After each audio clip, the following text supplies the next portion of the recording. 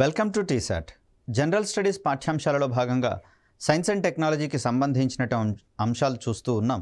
ఈ వీడియోలో మనము భారతదేశము డిఆర్డిఓ మార్గనిర్దేశనంలో ప్రారంభించినటువంటి ఐజీఎండిపి కార్యక్రమంలో రూపొందించబడినటువంటి ఇతర క్షిపణులకు సంబంధించినటువంటి అంశాలు, అదేవిధంగా భారతదేశము ఐజీఎండిపి ప్రోగ్రాం వెలుపల రూపొందించుకుంటున్నటువంటి ప్రతిష్టాత్మక క్షిపణుల గురించి తెలుసుకునే ప్రయత్నం చేద్దాం.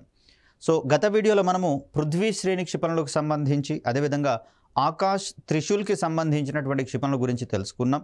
ఈ వీడియోలో మనము నాగ్ మరియు అగ్ని శ్రేణిలోని క్షిపణులు, అదేవిధంగా బరాక్ క్షిపణులు, బ్రహ్మోస్ క్షిపణులకు సంబంధించినటువంటి అంశాలు తెలుసుకునే ప్రయత్నం చేద్దాం. సో ఇక్కడ నాగ్ క్షిపణి అనేది యాంటీ ట్యాంక్ మిసైల్గా మనకు కనిపిస్తూ ఉంది. ట్యాంక్ విధ్వంసక క్షిపణిగా దీన్ని మనం పేర్కొంటాం. దీనిని భారత ఆర్మీ మరియు భారత వాయుసేన వినియోగించుకుంటున్నట్లుగా మనకు గమనిస్తూ ఉన్నాం. దీని యొక్క పరిధి 4 కిలోమీటర్లు. లక్ష్యాలను ఖచ్చితంగా ఛేదించేటటువంటి క్రమంలో దీనిలో ఇమేజ్ ఇన్ఫ్రారెడ్ సీకర్ అనేటటువంటి దాన్ని అమర్చడం జరిగింది. దీన్నే మనం సింపుల్గా IIS సెన్సార్గా మనం చెప్తూ ఉంటాం. సో ఇక్కడ నాగ్ క్షిపణిని కనుక గమనిస్తే దీని ముందు భాగంలో ఉన్నటువంటి ఈ ఏర్పాటు ఏదైతే ఉందో దీన్నే మనం IISగా పేర్కొంటూ ఉంటాం. ఇమేజ్ ఇన్ఫ్రారెడ్ సీకర్ అనేటటువంటిది. దీని సహాయంతో ఇదేం చేస్తుంది అంటే శత్రు దేశాలకు సంబంధించినటువంటి యుద్ధ ట్యాంకులు ఏవైతే ఉన్నాయో ఇవి ఒకసారి ఆ రాకెట్ లాంచర్స్ని వదిలిన తర్వాత వాటి యొక్క ముందున్నటువంటి గొట్టము వేడెక్కడం అనేది జరుగుతుంది. మరి వేడిగా ఉన్న వస్తువుల నుంచి కొన్ని వికిరణాలు అనేవి వెలువడుతూ ఉంటాయి కాబట్టి ఆ వికిరణాలను ఇది గమనించేటటువంటి ప్రయత్నం చేస్తుంది. పరిసరాలలో ఉష్ణానికి సంబంధించినటువంటి రేడియేషన్ వెలువడుతున్నటువంటి సందర్భంలో అవి కేవలము ఇతర శత్రు దేశాలకు సంబంధించినటువంటి శతఘ్నుల నుంచి వెలువడేటటువంటి అవకాశం ఉంది కాబట్టి, ట్యాంకుల నుంచి వెలువడేందుకు అవకాశం ఉంది కాబట్టి ఇమీడియట్గా వాటి మీదికి దూసుకొని వెళ్ళి వాటిని నాశనం చేసేటటువంటి ప్రయత్నం చేస్తుంది. కాబట్టి దీన్ని మనము యాంటీ ట్యాంక్ మిసైల్గా మనం చెప్తూ ఉన్నాం. ఇది 3వ జనరేషన్కి సంబంధించినటువంటి యాంటీ ట్యాంక్ మిసైల్గా మనకు కనిపిస్తుంది నాగ్ క్షిపణి. సో నాగ్ క్షిపణి యొక్క లాంచర్ను నామికా అనేటటువంటి పేరుతోటి పిలుస్తాం. ఇక్కడ నాగ్ మిసైల్ క్యారియర్, ఇక్కడ ఉన్నటువంటి మొదటి రెండు అక్షరాలను కలుపుకొని నామికా అనేటటువంటి లాంచర్గా మనం ఇక్కడ చెప్తాం. అదేవిధంగా వాయుసేన గనక గమనిస్తే హెలికాప్టర్ల ద్వారా ఈ నాగ్ క్షిపణులను ప్రయోగిస్తున్నట్లుగా మనం గమనిస్తూ ఉన్నాం. సో ఇక్కడ ఒక 4 హెలికాప్టర్ వెర్షన్ అయినటువంటి నాగ్ మిసైల్ని మనం గమనించవచ్చు. సో అలా హెలికాప్టర్ల ద్వారా ప్రయోగించగలిగేటటువంటి నాగ్ క్షిపణులు మనము టెక్నికల్గా హెలీనా అనేటటువంటి పేరుతోటి పిలుస్తాం. ఇక్కడ హెలి అనేది హెలికాప్టర్, లాంచ్డ్ నాగ్ మిసైల్ అనేటటువంటి అబ్రివేషన్ తోటి దీన్ని మనం చూడవచ్చు. ఇక ఈ హెలీనా విషయానికి వచ్చేసరికల్లా దీని యొక్క పరిధి 7 కిలోమీటర్లుగా మనకు కనిపిస్తూ ఉంది. దీంట్లో ఉన్నటువంటి థర్మల్ ఇమేజర్ సహాయంతో వేడిగా ఉండేటటువంటి యుద్ధ ట్యాంకులను గుర్తించి వాటిని ధ్వంసం చేస్తూ ఉండేటటువంటి క్రమంలో దీన్ని యాంటీ ట్యాంక్ మిసైల్గా మనం గమనిస్తూ ఉన్నాం. ఈ నాగ్ క్షిపణులు రష్యాకు చెందినటువంటి కాంకర్స్ క్షిపణులను పోలి ఉంటున్నట్లుగా, అదేవిధంగా యూరోప్కి సంబంధించినటువంటి మిలాన్ అనేటటువంటి క్షిపణులను పోలి ఉంటున్నట్లుగా మనం గమనించవచ్చు.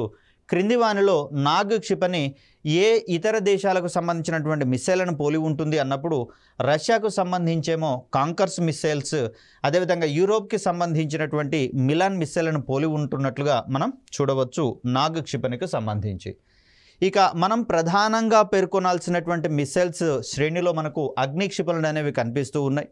వీటిలలో ఉన్నటువంటి వేరియేషన్స్ ఆధారంగా కొంచెం కన్ఫ్యూజ్డ్ మేనర్లో క్వశ్చన్స్ పడేటటువంటి అవకాశం ఉంది కాబట్టి కాస్త జాగ్రత్తగా దీన్ని గమనించుకునేటటువంటి ప్రయత్నం చేద్దాం. ముఖ్యంగా చూస్తే దీన్ని రీఎంట్రీ వెహికల్ టెక్నాలజీని ప్రయోగపూర్వకంగా నిర్ధారించుకునేటటువంటి క్రమంలో వీటి యొక్క అభివృద్ధిని చేపట్టినట్లుగా మనకు తెలుస్తూ ఉంది. సుదూరాలలో ఉండేటటువంటి లక్ష్యాల ఛేదనకు అగ్నిశ్రేణి క్షిపణి అనేది ఉపయోగపడుతున్నట్టుగా మనం చూస్తూ ఉన్నాం. ఇక్కడ వివిధ పరిధిలలో ఉండేటటువంటి లక్ష్యాలను ఛేదించేటటువంటి క్రమంలో 5 రకాలైనటువంటి అగ్నిశ్రేణి క్షిపణులను అభివృద్ధి పరచడం అనేది జరిగింది. తొలుత దీనిని SRBMగా మొదలుకొని SRBM మరియు MRBM మీడియం రేంజ్ బాలిస్టిక్ మిసైల్గా, అదేవిధంగా ఇంటర్మీడియట్ రేంజ్ బాలిస్టిక్ మిసైల్గా కూడా దీన్ని ఉపయోగిస్తూ ఉన్నాం ప్రస్తుతం. దీనితో పాటుగా ఇంటర్ కాంటినెంటల్ బాలిస్టిక్ మిసైల్గా ఇలా విభిన్నమైనటువంటి రకాలలో దీన్ని అభివృద్ధి పరచుకొని ఉపయోగిస్తూ ఉండడం అగ్నిశ్రేణి క్షిపణుల యొక్క ప్రత్యేకతగా మనం చూస్తాం. సో ఇక్కడ అగ్ని-1 అనేది స్వల్ప శ్రేణి బాలిస్టిక్ క్షిపణిగా దీన్ని పరిగణించేటటువంటి ప్రయత్నం చేస్తూ ఉన్నాం. దీని యొక్క పరిధి వచ్చేసరికల్లా మనకు 700 నుంచి 1250 కిలోమీటర్ల దూరంలో ఉన్నటువంటి లక్ష్యాలను ఛేదించే ప్రయత్నం చేస్తుంది. ఏక అంచె కలిగి అంటే వార్ హెడ్ని మోసుకొని పోయేటటువంటి సందర్భంలో ఒకే ఒక ఇంజన్ ఉండేటటువంటి అంశాన్ని ఇక్కడ మనం గమనించవచ్చు. ఎన్ని ఇంజిన్స్ ఉంటే అన్ని అంచెలలో ప్రయాణించేటటువంటి మిస్సైల్గా మనం చెప్తాం. ఇవి పూర్తిగా ఘన ఇంధనంతో పనిచేసేటటువంటి మిస్సైల్గా మనకు కనిపిస్తూ ఉన్నాయి. సో మనకు పిక్చర్లో కనిపిస్తుంది ఏక అంచెలో ప్రయాణించేటటువంటి సాలిడ్ ఫ్యూయల్ని వాడుకునేటటువంటి అగ్ని మిస్సైల్. దీని ఎగువ భాగంలో కనిపిస్తున్నటువంటి ఈ బ్లాక్ కలర్ షేప్ మనకి ఇక్కడ వార్ హెడ్గా చెప్తూ ఉంటాం. సో ఇక్కడ రీఎంట్రీ టెక్నాలజీ అనేది ఈ మిస్సైల్లో వాడడం జరగలేదనేటటువంటి విషయాన్ని గుర్తుంచుకోవాలి. ఇక అగ్ని-2 విషయానికి వచ్చేసరికల్లా దీనిని అగ్ని-1 యొక్క అప్గ్రేడెడ్ వెర్షన్గా మనం చెప్పుకుంటాం.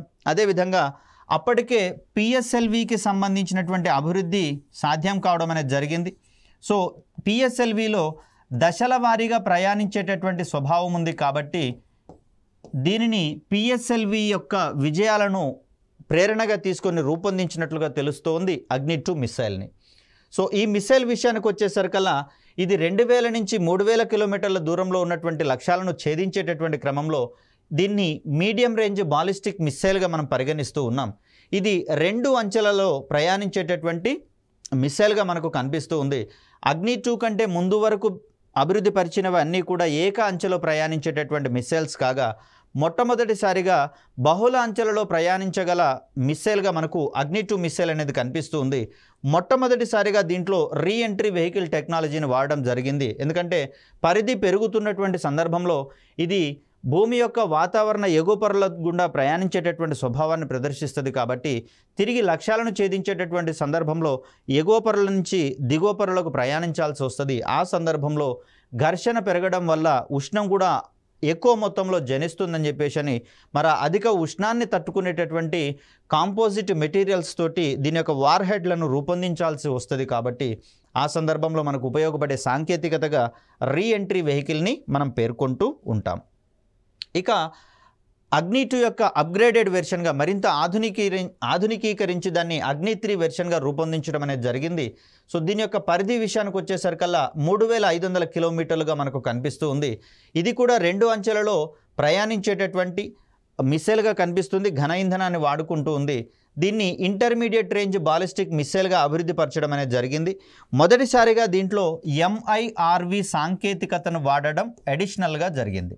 అంటే అంతక్రితమే దీంట్లో రీఎంట్రీ టెక్నాలజీని వాడినము అగ్ని-2 నుంచి. ఇక్కడ అగ్ని-3లో కూడా రీఎంట్రీ టెక్నాలజీ ఉంది. దీనికి అదనంగా MIRV టెక్నాలజీని వాడడం జరిగింది. ఇదేంటంటే మల్టిపుల్ ఇండిపెండెంట్లీ టార్గెటబుల్ రీఎంట్రీ టెక్నాలజీగా దీన్ని మనం చెప్తాం. సో ఇక్కడ జాగ్రత్త, కొన్ని సందర్భాలలో మిమ్మల్ని కన్ఫ్యూజన్ చేయడానికి ఇండిపెండెంట్కి బదులుగా డిపెండెంట్ అనేటటువంటి పదాన్ని వాడతారు. అలాంటి సందర్భంలో MIRV సాంకేతికత కాస్త MDRV సాంకేతికతగా పేర్కొంటారు. మనం ఎంతసేపు మల్టిపుల్ మీద దృష్టి పెడతాము, రీఎంట్రీ వెహికల్ మీద దృష్టి పెడతాము. కానీ ఇండిపెండెంట్ అన్నాడా డిపెండెంట్ అన్నాడా అనే విషయంలో కన్ఫ్యూజ్ అయ్యేందుకు అవకాశం ఉంది. వెరీ రీసెంట్గా జరిగిన గ్రూప్ 1 ఎగ్జామ్లో అగ్ని-5కి సంబంధించి ఇలా అడగడం అనేది జరిగింది. మరి కాస్త జాగ్రత్తగా ఉండాలి. MIRV సాంకేతికత మొదటిసారిగా ఏ మిసైల్స్ నుంచి వాడుతున్నారు అంటే అగ్ని-3 మిసైల్స్ నుంచి అని చెప్పేసి అంటాము. అగ్ని-3, అగ్ని-4, అగ్ని-5, అగ్ని ప్రైమ్ మిసైల్స్ అన్నిట్లలో కూడా MIRV సాంకేతికత ఉంది. ఈ సాంకేతికత లేని క్షిపణులు ఏవి అన్నప్పుడు అగ్ని-1లో లేదు, అగ్ని-2లో లేదనేది గుర్తుంచుకోవాలి. ఏంటి MIRV సాంకేతికత అంటే సాంప్రదాయంగా మిసైల్స్ని ప్రయోగించేటటువంటి సందర్భంలో ఇక్కడ కోన్ భాగంలో ఉన్నటువంటి వార్ హెడ్ ఏదైతే ఉందో ఈ వార్ హెడ్ భాగంలో ఒక్క వార్ హెడ్ని మాత్రమే లేదా ఒక పేలుడు పదార్థాన్ని మాత్రమే అక్కడ అమర్చి ప్రయోగించేటటువంటి ప్రయత్నం చేస్తారు. MIRV సాంకేతికతలో ఏంటంటే ఒక పేలుడు పదార్థానికి బదులుగా మల్టిపుల్ వార్ హెడ్స్ని కోన్ భాగంలో అమర్చేటటువంటి ప్రయత్నం చేస్తారు. ఇవి లక్ష్యాలను ఛేదించేటటువంటి సందర్భంలో కాలక్రమంలో ఒక్కొక్క వార్ హెడ్ విభిన్నమైనటువంటి లక్ష్యాల మీద పడి నాశనం చేసేటటువంటి ప్రయత్నం చేస్తాయి. మరి దీనివల్ల ఏంటి సార్ ప్రయోజనము అంటే, ఒకవేళ ఒక ప్రదేశంలో ఈ మిసైల్ని లాంచ్ చేసిన తర్వాత 10 విభిన్నమైనటువంటి ఏరియాల్లో దగ్గరగా అక్కడ శత్రు స్థావరాలు కనుక ఉన్నట్లయితే వాటన్నింటినీ ఒకటే వార్ హెడ్తో నాశనం చేయడం అనేది కొంచెం కష్టసాధ్యమైనటువంటి పని. అలాంటి సందర్భంలో మల్టిపుల్ మిసైల్స్ని వరుసగా వేయాల్సి వస్తుంది. మరి ఇలా MIRV సాంకేతికతను కనుక అమర్చినట్లయితే ఏకకాలంలో దీంట్లో ఉన్నటువంటి బహుళ వార్ హెడ్స్ అనేవి డిఫరెంట్ లక్ష్యాల మీద పడి వాటిని నాశనం చేయడం అనేది జరుగుతుంది. మోరోవర్ ఇక్కడ మార్గమధ్యంలో ఇక్కడ ఉన్నటువంటి డిఫెన్స్ సిస్టమ్ ఏదైతే ఉందో, బాలిస్టిక్ మిసైల్ డిఫెన్స్ సిస్టమ్ ఏదైతే ఉందో, వీటిని అడ్డుకునేటటువంటి క్రమంలో ఏవో కొన్ని వార్ హెడ్లను మాత్రమే అవి నిర్వీర్యం చేయగలుగుతాయి. కానీ ఆల్రెడీ కొన్ని వార్ హెడ్లు రిలీజ్ అయినటువంటి సందర్భంలో అన్నింటినీ ఏకకాలంలో నాశనం చేసేటటువంటి అవకాశం ఉండదు. కాబట్టి ఇక్కడ శత్రు దేశాలకు సంబంధించినటువంటి బాలిస్టిక్ మిసైల్ డిఫెన్స్ నుంచి రక్షణ చేపట్టేటటువంటి క్రమంలో MIRV సాంకేతికత అనేది మనకు ఉపయోగపడుతుంది. సో ఒకటే మిసైల్ తోటి బహుళ వార్ హెడ్లను అమర్చి బహుళ లక్ష్యాలను ఏకకాలంలో ఛేదించేటటువంటి అవకాశం ఏర్పడుతుంది MIRV సాంకేతికతల ద్వారా. మల్టిపుల్ ఇండిపెండెంట్లీ టార్గెటబుల్ రీఎంట్రీ వెహికల్గా దీన్ని మనం చెప్తూ ఉన్నాం, రీఎంట్రీ టెక్నాలజీగా చెప్తూ ఉన్నాం. వన్స్ లాంచ్ అయిన తర్వాత అక్కడ మల్టిపుల్ టార్గెట్స్ కనుక ఏమైనా ఐడెంటిఫై అయితే వాటన్నింటి మీదకి ఇక్కడ అమర్చినటువంటి మల్టిపుల్ వార్ హెడ్స్ అనేవి పడి నాశనం చేసేటటువంటి ప్రయత్నం చేస్తాయి. ఈ సాంకేతికత అగ్ని 3 నుంచి ప్రారంభమైంది. అగ్ని 4, 5, అగ్ని ప్రైమ్లలో కూడా కంటిన్యూ అవుతున్నట్లుగా మనం ఇక్కడ గమనించవచ్చు. అదేవిధంగా దీని యొక్క రేంజ్ పెరిగింది కాబట్టి ఇక్కడ మనం ఇంటర్మీడియట్ రేంజ్ బాలిస్టిక్ మిసైల్గా మనం చెప్తూ ఉన్నాం. సో ఒరిజినల్గా అగ్ని క్షిపణుల యొక్క ఉద్దేశము ఏ క్షిపణితో నెరవేరింది అంటే దాన్ని మనం అగ్ని 3కి సంబంధించి పేర్కొనాల్సి వస్తుంది. ఏంటంటే రీఎంట్రీ సాంకేతికతను పరీక్షించాలనుకున్నాం. అదేవిధంగా అగ్ని క్షిపణుని మనము IRBM మిసైల్స్గా డెవలప్ చేయాలని చెప్పేసి అనుకున్నాం. కాబట్టి ఇక్కడ IGMDP యొక్క లక్ష్యాలను ఫుల్ఫిల్ చేసినటువంటి మిసైల్గా మనకు అగ్ని 3 క్షిపణి అనేది కనిపిస్తూ ఉంది. ఇక అగ్ని 4 విషయానికి వచ్చేసరికల్లా దీన్ని అగ్ని 2 క్షిపణి నుంచి అభివృద్ధి చెందించినట్లుగా మనకు తెలుస్తూ ఉంది. కాబట్టి అగ్ని 4 క్షిపణినే ప్రారంభంలో అగ్ని 2 ప్రైమ్గా పేర్కొనేవారు. అగ్ని 2 ప్రైమ్ క్షిపణి. ఎందుకు అంటే ఈ అగ్ని 4 వెర్షన్ని అగ్ని 2 నుంచి ఫర్దర్ డెవలప్ చేయడం అనేది జరిగింది. సో ఇది కూడా మనకు ఇంటర్మీడియట్ రేంజ్ బాలిస్టిక్ మిసైల్గా అభివృద్ధి చెందించడం అనేది జరిగింది. సో అగ్ని 3లో ఉన్నటువంటి సాంకేతికతలన్నీ కూడా మనకు అగ్ని 4లో కనిపిస్తూ ఉన్నాయి. అగ్ని కార్యక్రమంలో భాగంగా దీన్ని రూపొందించడం జరిగింది. అగ్ని 3 వరకు ఉన్నటువంటి క్షిపణులను మనము IGMDPలో భాగంగా రూపొందించుకోవడం జరిగింది. సో ఈ IGMDP ప్రోగ్రామ్కి వెలుపల అభివృద్ధి పరచబడినటువంటి క్షిపణిగా మనకు అగ్ని 4 క్షిపణి అనేది కనిపిస్తూ ఉంది. అగ్ని 4 కూడా 2 అంచెలు కలిగిన ఘన ఇంధనంతో పనిచేసేటటువంటి క్షిపణిగా మనకు కనిపిస్తూ ఉంది. దీని యొక్క పరిధి విషయానికి వచ్చేసరికల్లా 3000 నుంచి 4000 కిలోమీటర్ల పరిధిలో ఉండేటటువంటి లక్ష్యాల మీదకి దీన్ని ప్రయోగించగలిగేటటువంటి వీలు కలిగింది. సో ఈ ప్రోగ్రామ్కి డెవలప్మెంట్ చేసేటటువంటి క్రమంలో టెస్సీ థామస్ అనే మహిళ యొక్క పేరు మనకు వినిపిస్తూ ఉంది. వారిని అగ్నిపుత్రి లేదా మిసైల్ ఉమెన్ ఆఫ్ ఇండియా అనేటటువంటి పేరుతోటి ప్రస్తుతించుకోవడం అనేది జరుగుతుంది. అలాంటి ఘనత వహించినటువంటి మొదటి మహిళగా మనకు కేరళకు చెందినటువంటి టెస్సీ థామస్ కనిపిస్తూ ఉన్నారు. సో అగ్ని 2 ప్రైమ్ అనేటటువంటి క్షిపణిగా పిలువబడేటటువంటి క్షిపణి ఏదనేటటువంటి కోణంలో అగ్ని 4కి సంబంధించి చెప్తాం. దీంట్లో కూడా MIRV సాంకేతికతని వాడడం జరిగింది. రీఎంట్రీ సాంకేతికత ఉంది. దీనితో పాటుగా దీంట్లో మరొక సాంకేతికత మాన్యువరబుల్ రీఎంట్రీ వెహికల్ సాంకేతికతని ఇక్కడ చేపట్టడం జరిగింది. దీని అర్థం ఏంటంటే ప్రయాణించేటటువంటి క్రమంలో ఇది మార్గంలో ఏర్పడేటటువంటి మార్పులను చేర్పులను కూడా చేపట్టుకోగలిగేటటువంటి సామర్థ్యం ఉన్న క్షిపణిగా మనకు MARV సాంకేతికత ఉన్నటువంటి క్షిపణులు కనిపిస్తూ ఉంటాయి. అంటే మార్గ మధ్యంలో తన యొక్క ప్రయాణ పథంలో మార్పులు చేర్పులు కూడా చేసుకొని లక్ష్యాల మీదకి పడి నాశనం చేసేటటువంటి సామర్థ్యం ఇలాంటి క్షిపణులకు వస్తుంది. కాబట్టి దీన్ని మనం MARV సాంకేతికతగా పేర్కొంటూ ఉంటాం. సో ఆ సాంకేతికత మనకు అగ్ని 4 నుంచి స్టార్ట్ అయినట్లుగా మనకు తెలుస్తుంది. అగ్ని 5లో ఈ సాంకేతికతను ఫుల్ ఫ్లెడ్జ్డ్గా ఇంప్లిమెంట్ చేయడం అనేది జరిగింది. సో ఇక్కడ అగ్ని 5 విషయానికి వచ్చేసరికల్లా భారత్ అభివృద్ధి పరిచినటువంటి ఖండాంతర ballistic missile inter continental ballistic మిసైల్గా మనం చెప్తాం. సో ఇక్కడ IGMDP లక్ష్యాలకు మించినటువంటి లక్ష్యాలను సాధించినటువంటి క్షిపణిగా మనకు అగ్ని 5 అనేది కనిపిస్తుంది. అగ్ని 5 కూడా అగ్ని ప్రోగ్రాంలో భాగంగా దీన్ని డెవలప్ చేయడం అనేది జరిగింది, IGMDPలో భాగంగా కాదు. సో ఈ క్షిపణి యొక్క రేంజ్ విషయానికి వచ్చేసరికల్లా 5000 నుంచి 8000 కిలోమీటర్ల పరిధిలో ఉన్నటువంటి లక్ష్యాలను ఇది ఛేదించగలుగుతుందని చెప్పేసి పేర్కొనడం జరిగింది. తద్వారా చైనాలో ఉన్నటువంటి అనేకమైనటువంటి కీలక విభాగాలన్నీ కూడా మనకు అగ్ని 5 యొక్క రేంజ్ పరిధిలోకి రావడం అనేది జరిగింది. తద్వారా మరొక ముఖ్యమైనటువంటి విషయం ఏంటంటే ఇక్కడ అగ్ని శ్రేణి మిస్సైళ్లలో న్యూక్లియర్ వార్ హెడ్లను మోసుకొని పోయేటటువంటి క్యాపబిలిటీ కూడా ఉంది. కాబట్టి సో ఇక్కడ న్యూక్లియర్ వెపన్స్ను కూడా ప్రయోగించి మనము శత్రు దేశాలను భయపెట్టేటటువంటి సందర్భంలో ఇవి మనకు ఉపయోగపడుతూ ఉన్నాయి. కాకపోతే భారతదేశము తనంతట తానుగా ఒక నియమానికి కట్టుబడి ఉంది. ఏంటి అంటే ఏ దేశం మీదికి కూడా తనంతట తానుగా మొదటగా ఈ న్యూక్లియర్ వెపన్స్ని వాడబోను అనేటటువంటి ఒక నియమాన్ని తనంతట తానుగా పెట్టుకుంది. అఫ్కోర్స్ ఇతర దేశాలు ఏమైనా ఉద్రిక్త పరుస్తున్నటువంటి పరిస్థితుల్లో వాటి మీదికి ప్రయోగిస్తాను, కానీ తనంతట తానుగా వారు వాడిన తర్వాతనే నేను వాడేటటువంటి ప్రయత్నం చేస్తాను, మొదటగా మాత్రం నేను వాడేటటువంటి ప్రయత్నం చేయననేటటువంటి నిబంధనను పెట్టుకోవడం అనేది జరిగింది.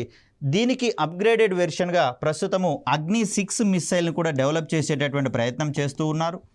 సో ఇక్కడ ఈ అగ్ని 6 విషయానికి వచ్చేసరికల్లా ఇది 10,000 కిలోమీటర్ల పరిధిలో ఉన్నటువంటి లక్ష్యాలను ఛేదించేటటువంటి క్రమంలో దీన్ని డిజైన్ చేసుకోవడం అనేది జరిగింది.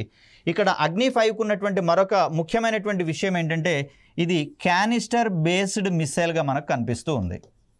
అంటే ఒక లోహపు తొడుగు లాంటి దాంట్లో అమర్చి దీన్ని ప్రయోగించేటటువంటి అవకాశం అనేది ఏర్పడుతుంది. సో ఇలాంటి సందర్భంలో అగ్ని మిస్సైల్ని ఈ తొడుగు లాంటి దాంట్లో అమర్చిన తర్వాత ఎక్కడికైనా తీసుకొని పోయి మనకు వీలైనటువంటి ప్రాంతం నుంచి ప్రయోగించేటటువంటి క్యాపబిలిటీ అనేది వస్తుంది. మోరోవర్ దీన్ని ట్రాన్స్పోర్ట్ చేస్తున్నటువంటి వాహనం మీద నుంచే దీన్ని ప్రయోగించగలిగేటటువంటి అవకాశం కూడా లభిస్తుంది. కాబట్టి ఇక్కడ సైనిక దళాలకు అత్యంత నమ్మిక కలిగినటువంటి మిస్సైల్గా మనకు అగ్ని 5 అనేది కనిపిస్తూ ఉంది. ఈ అగ్ని 5 మిస్సైల్ అనేది 3 అంచెలు కలిగి ఘన ఇంధనంతో పనిచేస్తూ ఉంది. అదేవిధంగా చూస్తే దీంట్లో రింగ్ లేజర్ గైరోస్కోప్ అనేటటువంటి దాన్ని ఏర్పాటు చేయడం జరిగింది. ఇవి స్పేస్ టెక్నాలజీలో మనకు క్లోజ్డ్ లూప్ గైడెన్స్ సిస్టంలోను అదేవిధంగా ఇనర్షియల్ నావిగేషన్ సిస్టమ్ వంటి వాటిలలో ఏర్పాటు చేసినటువంటి వ్యవస్థగా మనం చూస్తాం. సో దట్ ఇది ప్రయాణించేటటువంటి మార్గంలో ఏవైనా మార్పులు చేర్పులు చేసుకోవాల్సి వస్తే అది తనంతట తానుగానే చేపట్టుకునేటటువంటి ప్రయత్నం చేస్తుంది. తద్వారా అత్యంత ఖచ్చితత్వంతో లక్ష్యాలను నాశనం చేసేటటువంటి అవకాశం అనేది ఏర్పడుతుంది. దీనితో పాటుగా యాక్సిలరోమీటర్ ఇవన్నీ కూడా మార్గంలో ఏర్పడేటటువంటి అడ్డంకులను తట్టుకోవడం కోసము, తప్పించుకోవడం కోసము వాటి యొక్క ప్రయాణ పదాన్ని మార్పులు చేర్పులు చేసుకునేటటువంటి వ్యవస్థలుగా మనం గమనిస్తూ ఉన్నాం. ఈ క్షిపణిని క్యానిస్టర్ ద్వారా ప్రయోగించేటటువంటి అవకాశం ఉంది. మోస్ట్ ప్రాబబ్లీ క్యానిస్టర్ బేస్డ్ మిస్సైల్స్గా పరిగణించబడేవి అనేటటువంటి కోణంలో కూడా మనకు క్వశ్చన్స్ పడవచ్చు. అగ్ని 5 మిస్సైల్కి క్యానిస్టర్ ద్వారా ప్రయోగించే వీలుంది, అగ్ని ప్రైమ్ మిస్సైల్కి క్యానిస్టర్ ద్వారా ప్రయోగించే వీలుంది. అదేవిధంగా బ్రహ్మోస్ మిస్సైల్లకు కూడా క్యానిస్టర్ ద్వారా ప్రయోగించగలిగేటటువంటి అవకాశాలు ఉన్నాయి. కాబట్టి ఆ కోణంలో వీటన్నిటిని ఒక లిస్ట్గా కనుక మనం ఒక దగ్గర రాసుకుంటే అక్కడ అవకాశం ఉన్న మిస్సైల్ ఏవి, లేని మిస్సైల్ ఏవి అనేటటువంటి కోణంలో మనం ఈజీగా ఐడెంటిఫై చేసుకోవచ్చు. ఇక నెక్స్ట్ చూస్తే అగ్ని ప్రైమ్ మిస్సైల్, దీన్ని కూడా మనం క్యానిస్టర్ ద్వారా ప్రయోగించేటటువంటి అవకాశం ఉంది. ఇక్కడ అగ్ని ప్రైమ్ని అగ్ని 3 క్షిపణిని పోలి ఉన్నటువంటి క్షిపణిగా మనం చెప్తాం. కానీ అగ్ని 3 కంటే మోస్ట్ అడ్వాన్స్డ్ టెక్నాలజీస్ అనేవి మనకు సమకూరినాయి. కాబట్టి అగ్ని 3 క్షిపణిలో సగం బరువు మాత్రమే ఉండేటటువంటి అవకాశం ఉంది అగ్ని ప్రైమ్ అనేది. ఇది 2 అంచెలలో ప్రయాణిస్తూ ఘన ఇంధనాన్ని ఉపయోగించుకునేటటువంటి ప్రయత్నం చేస్తుంది. సో ఇక్కడ మనకు కనిపిస్తుంది అగ్ని ప్రైమ్కి సంబంధించినటువంటి అంశము. సో అగ్ని 3తో కంపేర్ చేస్తే దాని యొక్క బరువు కూడా చాలా తగ్గినట్లుగా గమనిస్తున్నాం. అది అగ్ని 3 మనకు బల్క్గా కనిపిస్తుంది. అగ్ని ప్రైమ్ విషయానికి వచ్చేసరికల్లా చాలా తక్కువ పరిమాణంలో ఉంటున్నట్లుగా ఇది మనం గమనించవచ్చు. సో ఇక్కడ భారత క్షిపణి అభివృద్ధి కార్యక్రమాలలో మొత్తంగా చూస్తే అబ్దుల్ కలాం గారు తమదైనటువంటి విశిష్టమైనటువంటి పాత్రను పోషించడం జరిగింది. వీరు డిఆర్డిఓకి రావడానికి ముందే ఎస్ఎల్వి శాటిలైట్ లాంచ్ వెహికల్ కార్యక్రమంలో కీలకమైనటువంటి పాత్రను పోషించడం జరిగింది. దీనికంటే ముందుగా ఏర్పాటైనటువంటి 1960sలలో ప్రారంభించబడినటువంటి సౌండింగ్ రాకెట్ ఎక్స్పెరిమెంట్స్లలో కూడా వీరి యొక్క పాత్ర కీలకమైనటువంటిదిగా పరిగణిస్తూ ఉంటాం. కాబట్టి మరి ఇక్కడ అంతరిక్ష రంగంలో ఈ ప్రయోగాలలో పాలుపంచుకున్నటువంటి అనుభవం దృష్ట్యా మిస్సైళ్లను రూపకల్పన చేసేటటువంటి కోణంలో వీరి యొక్క సేవలు అమూల్యమైనవిగా భావించి వారిని స్పేస్ సెక్టార్ నుంచి డిఫెన్స్ సెక్టార్లోకి మార్పిడి చేయడం అనేది జరిగింది. తద్వారా వారి యొక్క గైడెన్స్లో ఐజీఎండిపి ప్రోగ్రాంలో భాగంగా 3 కేటగిరీలకు చెందినటువంటి 5 రకాల క్షిపణులను ఏకకాలంలో డెవలప్ చేసేటటువంటి సామర్థ్యాన్ని భారత్ సాధించుకుంది. కాబట్టి వీరి యొక్క సేవలకు గాను వారిని భారత క్షిపణి పితామహుడిగా కీర్తిస్తూ ఉన్నాం. మిస్సైల్ మ్యాన్ ఆఫ్ ఇండియాగా వీరికి ఒక ప్రముఖమైనటువంటి స్థానాన్ని సంపాదించుకున్నాం. అదేవిధంగా రాష్ట్రపతి పదవిని అలంకరించడంతో పాటుగా భారతదేశానికి సంబంధించినటువంటి అత్యున్నత పురస్కారము భారతరత్నను కూడా వీరిని వరించినట్లుగా మనం చూస్తూ ఉన్నాం. వీరి తర్వాత ప్రముఖమైనటువంటి సేవ చేసినటువంటి మహిళగా మనకు టెస్సీ థామస్ అనేవారు కనిపిస్తూ ఉన్నారు. అగ్ని 4, అగ్ని 5 క్షిపణుల యొక్క అభివృద్ధిలో వీరి యొక్క పాత్ర చాలా కీలకమైనటువంటిదిగా పరిగణిస్తూ ఉన్నాం. కాబట్టే వీరిని మనము అగ్నిపుత్రి, ఒకవేళ ఈ పేరు గనక మిస్ అయితే మిసైల్ ఉమెన్ ఆఫ్ ఇండియాగా వీరిని మనం ప్రస్తుతిస్తూ ఉన్నాం. అదేవిధంగా ఈ ర్యాంకుకు చేరినటువంటి మొట్టమొదటి మహిళగా కూడా వీరికి పేరుంది. కాబట్టి వీరిని మనం శాశ్వతంగా గుర్తుంచుకునేటటువంటి ప్రయత్నం చేస్తూ ఉన్నాం ఈ విధమైనటువంటి ప్రస్తావనల ద్వారా. ఇక భారత అమ్మల పొదిలో ఉన్నటువంటి ఇతర క్షిపణులు ఇవన్నీ కూడా మనకు ఐజీఎండిపిలో భాగంగా రూపొందినటువంటి క్షిపణులుగా మనం చూస్తాం. ఐజీఎండిపి ప్రోగ్రాంకి వెలుపల అభివృద్ధి పరచబడినటువంటి క్షిపణులుగా వీటిని మనం పరిగణిస్తాం. సో వీటిలో మొదటగా మనం చెప్పుకోవాల్సినటువంటి కీలకమైనటువంటి క్షిపణి బ్రహ్మోస్ క్షిపణి. ఇది ఒక క్రూయిజ్ క్షిపణిగా మనం చెప్తూ ఉన్నాం. సో ఈ క్షిపణిని రష్యా మరియు భారత్ సంయుక్త భాగస్వామ్యంలో రూపొందిస్తున్నట్లుగా మనం చూస్తూ ఉన్నాం. ఈ బ్రహ్మోస్ అనేటటువంటి పేరు రావడం వెనుక భారతదేశంలో ఉన్నటువంటి బ్రహ్మపుత్ర నది, అదేవిధంగా రష్యాలో ఉన్నటువంటి మోస్క్వా అనే నది, లేదా దీన్నే కొన్నిసార్లు మోస్కోస్ అనేటటువంటి పేరుతో కూడా పిలుస్తూ ఉన్నారు. సో ఈ 2 నదుల కలయిక వల్ల బ్రహ్మోస్ అనేటటువంటి పేరు రావడం అనేది జరిగింది. దీనికి సంబంధించినటువంటి ఒప్పందము ఇరు దేశాల మధ్య కుదరడంలో కూడా మనకు అబ్దుల్ కలాం గారు విశేషమైనటువంటి కృషి చేసినట్లుగా మనం చూస్తూ ఉన్నాం. ఇక్కడ బ్రహ్మోస్ అనేటటువంటిది క్రూయిజ్ క్షిపణిగా మనం చెప్తాం. సో క్రూయిజ్ క్షిపణి అనేటటువంటిది భూమి యొక్క ఉపరితలానికి సమాంతరంగా ప్రయాణిస్తూ లక్ష్యాన్ని చేరేటటువంటి సందర్భంలో నిలువుగా పైకి లేచి లక్ష్యాల మీద పడి నాశనం చేస్తుందని చెప్పేసి అనుకున్నాం. ఇలాంటి సందర్భంలో దానికి ఉన్నటువంటి స్టెల్త్ టెక్నాలజీ, అంటే శత్రు దేశాలకు సంబంధించినటువంటి రాడార్లకు చిక్కకుండా ప్రయాణించగల సామర్థ్యం అనేది దీనికి లభించడం జరుగుతుంది. మరి రాడార్ సిగ్నల్లను మిస్గైడ్ చేసేటటువంటి క్రమంలో దీని యొక్క ఆకారం చూడండి ప్రత్యేకంగా ఉంటుంది, రౌండ్ షేప్లో ఉన్నట్టుగా కనిపిస్తూ ఉంది. సో వీటిని తగిలినటువంటి రాడార్ సిగ్నల్స్ ఏవైతే ఉన్నాయో వచ్చిన దిశలో వెనక్కి తిరగకుండా అది విభిన్న దశలలో వెదజల్లబడడం అనేది జరుగుతుంది. తద్వారా రాడార్ సిగ్నల్స్ అనేవి తిరిగి రాడార్ కేంద్రానికి చేరుకోవు. కాబట్టి అక్కడ ఆ రాడార్లు అనేటటువంటివి మిస్సైళ్లను గుర్తించేటటువంటి ప్రయత్నం చేయవు. అదేవిధంగా ఇక్కడ ఉపరితలంలో ఉన్నటువంటి కోటింగ్ మెటీరియల్ ఏదైతే ఉందో ఇది రాడార్ సిగ్నల్లను శోషించుకునేటటువంటి స్వభావాన్ని కలిగి ఉంటాయి. కాబట్టి ఆ సందర్భంలో వచ్చినటువంటి రాడార్ సిగ్నల్స్ని పైనున్నటువంటి కోటింగ్ మెటీరియల్ శోషించుకుంటుంది. కాబట్టి సిగ్నల్స్ ఎట్టి పరిస్థితులలోనూ వెనక్కి తిరిగిపోవు. కాబట్టి ఇలాంటి మిస్సైల్స్ని శత్రు దేశాలకు సంబంధించినటువంటి రాడార్లు గమనించేటటువంటి ప్రయత్నం చేయవు. ఆమె గమనించేటటువంటి పరిస్థితికి వచ్చే లోపల ఇవి లక్ష్యాలకు చేరువలోకి వెళ్ళేటటువంటి అవకాశం ఉంది.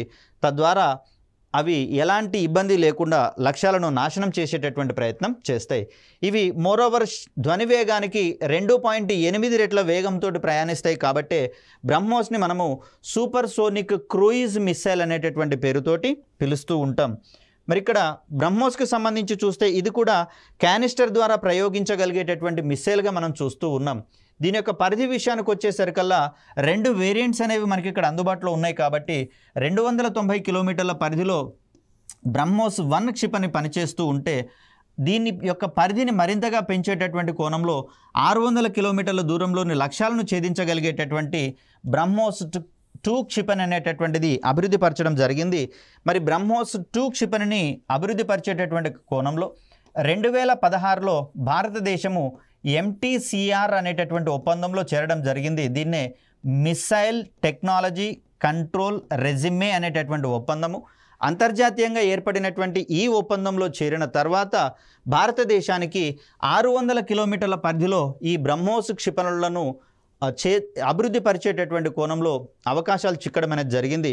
మరి ఈ మిస్సైల్ని అభివృద్ధి పరిచేటటువంటి కోణంలో న్యూఢిల్లీ కేంద్రంగా మనకు బ్రహ్మోస్ ఏరోస్పేస్ అనేటటువంటిది ఏర్పాటు చేసుకోవడం జరిగింది. ఇది ఒక జాయింట్ వెంచర్గా మనకు తెలుస్తూ ఉంది. దీంట్లో సింహభాగము భారత్కు సంబంధించినటువంటి వాటా ఉంటే సుమారుగా 51% వాటా డిఆర్డిఓకి సంబంధించింది అయితే రష్యాకు 49% వరకు వాటా ఉన్నట్లుగా మనకు తెలుస్తూ ఉంది. సో బ్రహ్మోస్ ఏరోస్పేస్ని ఏర్పాటు చేసినటువంటి వ్యక్తిగా మనకు శివ థాను పిల్లై అనేటటువంటి వ్యక్తి కనిపిస్తారు. కాబట్టి ఈ వ్యక్తిని ఫాదర్ ఆఫ్ బ్రహ్మోస్ అనేటటువంటి పేరుతోటి కీర్తించడం అనేది జరుగుతుంది. ఇవి బ్రహ్మోస్ మిసైల్కి సంబంధించినటువంటి కీలకమైనటువంటి వివరాలు. అయితే బ్రహ్మోస్ మిసైల్ అనేది ప్రపంచంలోనే అత్యంత శక్తివంతమైనటువంటి మిసైల్ అయినప్పటికీ కూడా భారతదేశం రూపొందించినటువంటి మొట్టమొదటి క్రూయిజ్ క్షిపణి ఏది అన్నప్పుడు మాత్రం బ్రహ్మోస్ మిసైల్ పేరు పెట్టకూడదు. దాన్ని నిర్భయ్ అనేటటువంటి మిసైల్గా పరిగణిస్తూ ఉంటాం.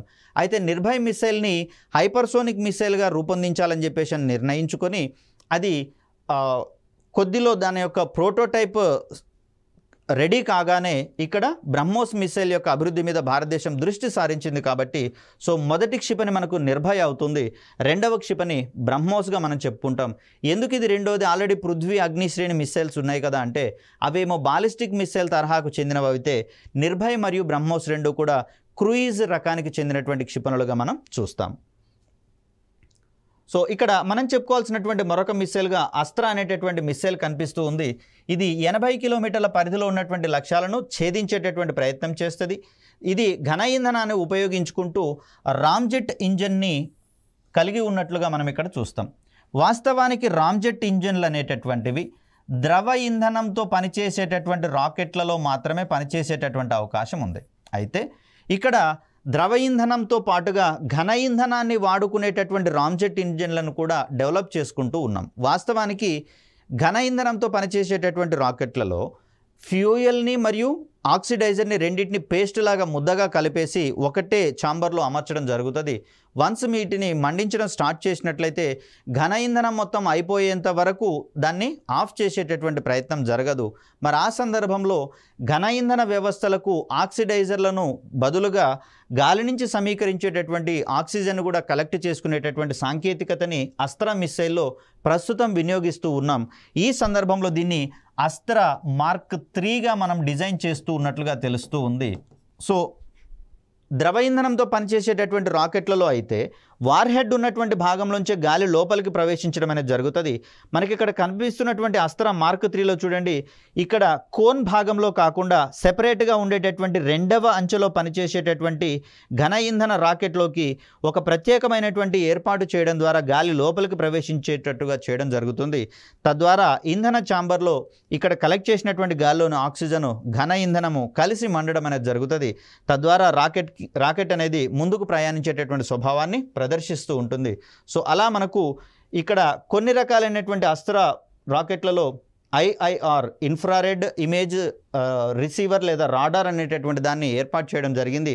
తద్వారా ఉష్ణాన్ని వెలువరించేటటువంటి పదార్థాలు ఎక్కడైతే కనిపిస్తాయో వాటిని ఆటోమేటిక్గా గుర్తించి వాటిని నాశనం చేసేటటువంటి ప్రయత్నం చేస్తుంది. వీటిని అస్త్ర నెక్స్ట్ జనరేషన్ మిస్సైల్గా మనం ఇక్కడ చూస్తూ ఉన్నాం.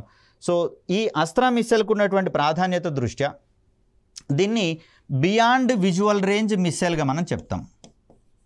అంటే మానవుని యొక్క దృష్టి క్షేత్రాన్ని దాటి ఉన్నటువంటి ప్రాంతంలోని శత్రు దేశాలకు సంబంధించినటువంటి మిస్సైళ్లను కూడా ఇది గమనించి వాటిని నాశనం చేసేటటువంటి ప్రయత్నం చేస్తుంది. అదేవిధంగా దీన్ని మనము ఎయిర్ టు ఎయిర్ మిస్సైల్గా మనం పేర్కొంటాం. కాబట్టి దీన్ని మనం beyond visual range air to air మిస్సైల్గా వీటిని మనం చెప్తున్నాం. ఇటీవల కాలంలో medium range air to air missiles కూడా డెవలప్ చేసేటటువంటి ప్రయత్నం చేస్తూ ఉన్నాం. కాబట్టి మరి వీటన్నింటినీ ఆ విధంగా మనం ఉపయోగించాల్సి వస్తుంది. సో ఇది అన్ని రకాల వాతావరణాల్లో పనిచేయగలిగేటటువంటి మిసైల్గా మనకు కనిపిస్తుంది. Solid fuel ducted ramjet engine అనేటటువంటిది దీంట్లో కలిగి ఉన్నటువంటి మిస్సైల్గా మనకు అస్త్ర మార్క్ 3 అనేది కనిపిస్తుంది. అస్త్ర మార్క్ 3ని మనం 2023లో పరీక్షించినట్లుగా మనం ఇక్కడ గమనించాలి. సో వీటి తర్వాత మనం చూడాల్సినటువంటి మిస్సైల్గా నిర్భయ్ అనేది మనకు కనిపిస్తుంది. దీన్ని వాస్తవానికి హైపర్సోనిక్ మిసైల్గా డెవలప్ చేయాలని చెప్పేసి అనుకున్నాం, కానీ కాలక్రమంలో దీన్ని సబ్సోనిక్ వేగాలతో పనిచేసేటటువంటి నిర్భయ్ మిసైల్గా డెవలప్ చేసిన తర్వాత దీని యొక్క డెవలప్మెంట్ను ఆపివేసి బ్రహ్మోస్ మిసైల్ మీదనే పూర్తి స్థాయిలో దృష్టి సారించడం అనేది జరిగింది. సో ఇక్కడ నిర్భయ్ పరిధి యొక్క విషయానికి వచ్చేసరికల్లా 150 కిలోమీటర్లు కాగా దీన్ని 200 నుంచి 500 కిలోల పేలుడు పదార్థాలు మోసుకుపోగలిగేలా దీన్ని రూపొందించాలని చెప్పేసి అనుకున్నారు. ఇది కూడా అన్ని వాతావరణాల్లో పనిచేయగలిగేలా సబ్సోనిక్ వేగాలతో ప్రయాణించేటట్లుగా దీన్ని డిజైన్ చేయడం జరిగింది. ప్రస్తుతం సబ్సోనిక్ వెర్షన్ అనేది వచ్చిన తర్వాత దీని యొక్క డెవలప్మెంట్ని ఆపివేయడం అనేది జరిగింది. సో నెక్స్ట్ మనం చూడాల్సినటువంటివి ప్రహార్ మరియు ప్రళయ్, అదేవిధంగా శౌర్యకు సంబంధించినటువంటి మిసైల్స్ మరియు బరాక్ సంబంధించినటువంటి మిసైల్స్ కూడా మనం మాట్లాడుకోవాల్సి ఉంది. దీని తర్వాత బాలిస్టిక్ మిసైల్ డిఫెన్స్ ప్రోగ్రామ్కి సంబంధించినటువంటి అంశాలన్నీ మరొక వీడియోలో తెలుసుకునేటటువంటి ప్రయత్నం చేద్దాం. అప్పటి వరకు సెలవు. ధన్యవాదాలు.